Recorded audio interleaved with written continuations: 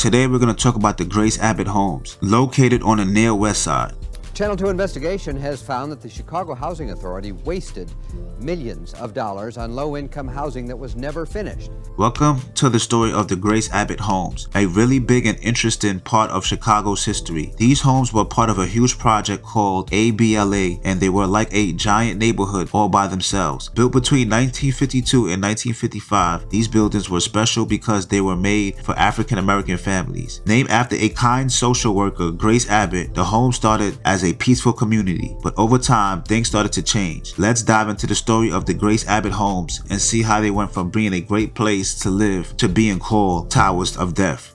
The Grace Abbott homes were a big group of buildings in Chicago, part of something called the ABLA housing project. This place was huge. It had 1,218 homes and 33 two-story buildings that looked like long rows of houses. Plus there were 7 tall buildings, each with 15 stories, which had 768 more homes. They started building the Grace Abbott homes in 1952 and finished in 1955. When the Grace Abbott first opened, things were pretty good for people who lived there. It was a safe and friendly place to be. Before anyone could move in, they had to meet certain rules, kind of like a special check to make sure they would be good neighbors. This helped keep the community nice and peaceful. There were gangs in the bigger area called the ABLA projects, but in those early days, the gangs hadn't really become a big problem in Grace Abbott homes. The residents were more focused on being good neighbors and taking care of each other, so the community stayed a nice place to live for a while. In the beginning, when the Grace Abbott homes were new in 1952, there were 2 main gangs around there called the Imperial Chaplains and the 14th Street Clovers. These gangs were the groups that wanted to be in charge of the area.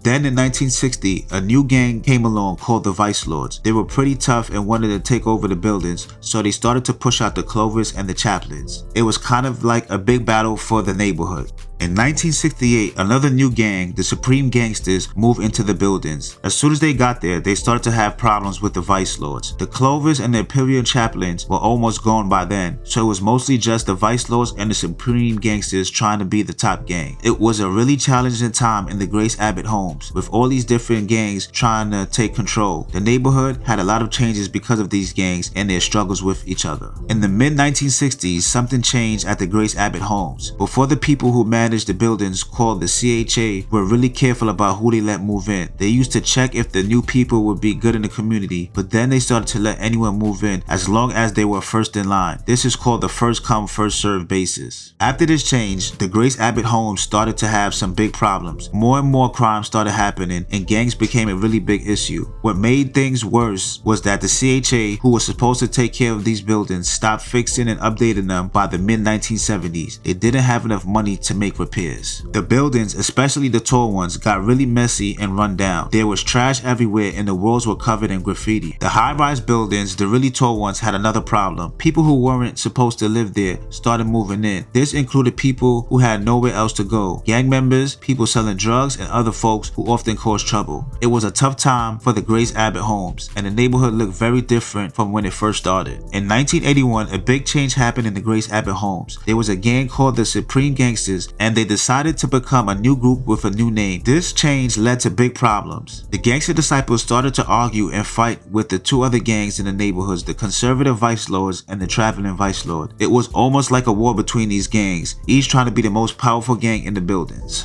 The Grace Abbott homes turned into a place where the gangs were always clashing. It wasn't just about who lived there anymore. It was about these gangs trying to outdo each other. It was a really tough time for the neighborhood, with a lot of tension and trouble happening all around. During the 1980s and 1990s in the Grace Abbott homes, a lot of scary things happened. 2 gangs, the Vice Lords and the New Breeds, who used to be called the Gangster Disciples, were fighting a lot, especially over who got to sell illegal drugs. This made life really hard and scary for the people who lived there, just trying to go about their everyday life. The buildings weren't in good shape either. The hallways were dark because the lights didn't work, and they were dirty and scary. The elevators were broken, so people had to use the stairs. Sometimes people who were using bad drugs would bother or even try to hurt others in the dark hallways. But the scariest thing was something really strange about how these buildings were made. At the end of each floor, the apartments were built really close to each other, only separated by a small space that had tunnel for plumbers to fix pipes. This meant you could get into your neighbor's bathroom bathroom by pushing their medicine cabinet out the wall. When these buildings were first made,